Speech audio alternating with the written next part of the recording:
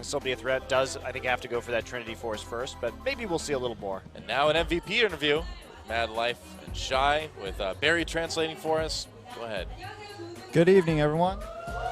We're going to go into our MVP interviews with Madlife on Thresh from Game 1, and then Shy on Jax Game 2.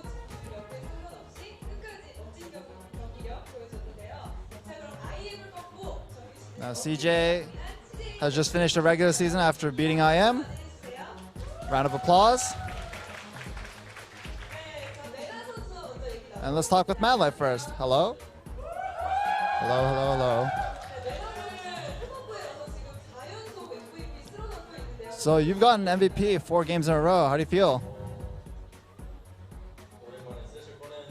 I managed to pick Thresh, after a while.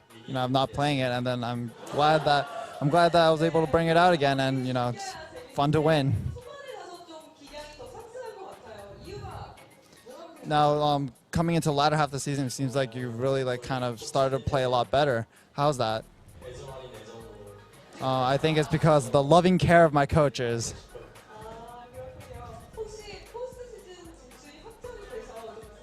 Well, is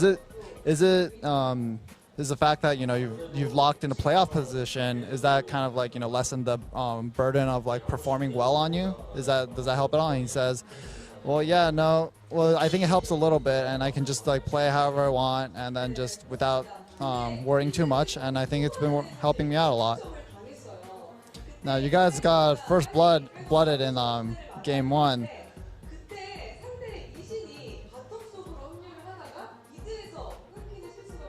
So during that whole skirmish, Lee Sin was pathing through a mid lane and then just got killed by Coco. What happened during that? And I don't really remember that much about it besides that Coco just shouting that I kill Lee Sin, I kill Lee Sin. So yeah, I think they were just they weren't thinking super straight.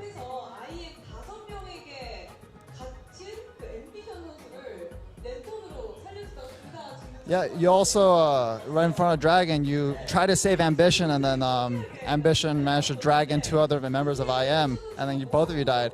Did Ambition say anything when that happened? I don't remember that well. I gave him the lantern, and I was a little bit scared when as I was doing it.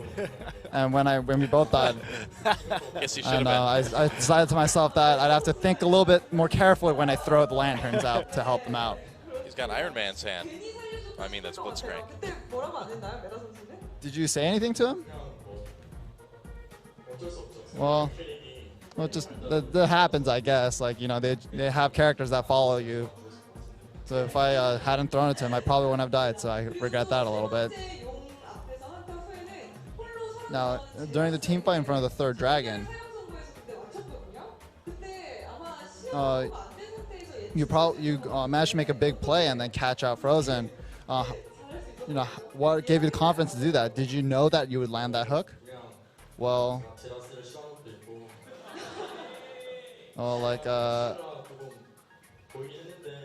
I did see him. He was visible. And Xerath is that. Well, Xerath is, if you manage to cut him off properly, then you can kill him fairly well. So I just managed to go for the flank, and I got him. So when you go for plays like that, do you have an idea of the percentage of confidence of you're gonna hit that? And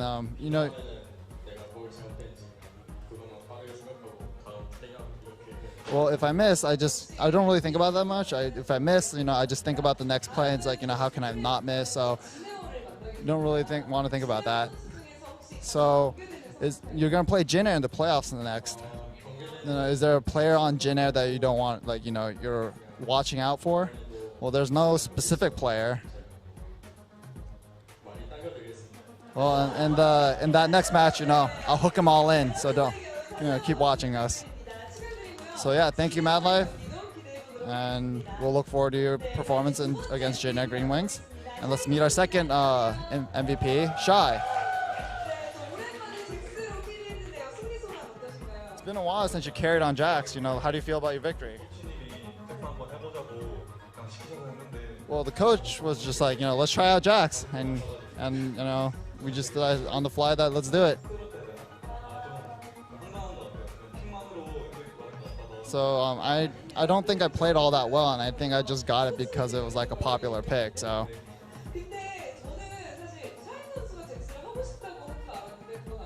Well, I thought, you guys picked Jax because you wanted to play it, Shy. And it seems like it wasn't. And Shy says, well, we just kind of did it because it was almost like we just decided like on the fly that we were going to do it.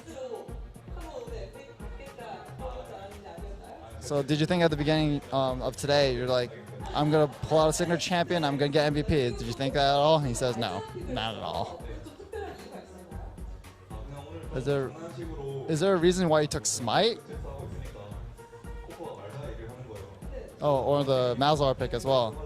And so, you guys picked, we were like, yeah, let's pick Jax, and ended up being, okay, I'll just pick Malzahar then. And we just kind of rolled along with that comp. Right, the classic Jax Malzahar comp. Right. So is that a comp that he had like practice? And he's like, well, no, not really. I sincerely hope they have not been using their time to practice that. These coaches. The pocket Malzahar pick, you never know. It's deadly. It was so good that game.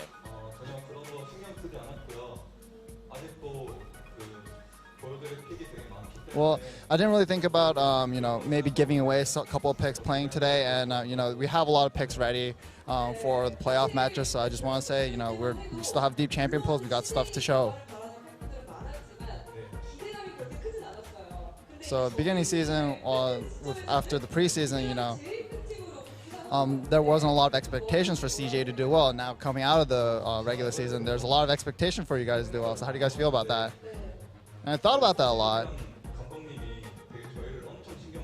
Well, and our coach and head coach, take care of us a lot. So, they take care of us like family, and then, and I think that kind of like helped us kind of develop over the season. So you guys finished the regular season. Do you have something you want to say to the coach? And yeah, coach, we've been with you for a while, and then it's your birthday. I want to say happy birthday. And let's keep working well together. Let's keep going forward. And now you have the playoff. The playoffs are going to start soon. And do you have any words going into the playoffs? And last time we faced Junior, we managed to destroy them pretty easily. So next time we're gonna show the same performance, and we're gonna move on. And yeah, that concludes our MVP interview with the CJ MVPs. I'm gonna hand it back to Monty and Doa. All right, thanks for the translation, Barry. And so there you have it, a 2-0 for CJ Entus over IM. No big surprise there, but a fun match to see regardless. It was all about that Malzahar picking game, wasn't it? Yeah, pretty much confirmed. Yeah. Confirmed on Riot Games' very stream. Well, like you said, expected result, the 2-0 for CJ Entus, and they didn't have to show a lot heading into the playoffs, mostly just going with champions we knew they played, or at least champions they also won't be playing in the playoffs. Knew they played years ago and now suddenly play again. And so again, another look at our standings, which haven't moved and won't move, but CJ in a comfortable third place. And I gotta say, with the way that CJ's been playing against the way that Janair's been playing, I think CJ's pretty favored going into that match in the playoffs. Right, and while you're looking at this, of course, SK Telecom, if they lose, they will still win the tiebreaker based on points accrued. So it doesn't matter if they have the same overall record as CJ Entus. And here are our matches tomorrow. Tomorrow, GE Tigers versus SK Telecom T1. Again, a match that has no impact on the standings, but man, it's going to be a fun one. Both of these teams know that this match tomorrow could be like a preview of the grand finals. So I think we're going to see some pretty crazy stuff. I think we're going to see a fun one for the fans, for sure. I'm interested to see if both of those teams don't take it seriously, if just one of them try hard. I don't really know what's going to happen, but it could be a little bit odd. I think SK Telecom is probably more likely to kind of have fun with it, We'll find out. Of course, and then seeing Najin might be interesting again, too, depending on which lineup they use. They haven't been looking too good, but not a lot of motivation right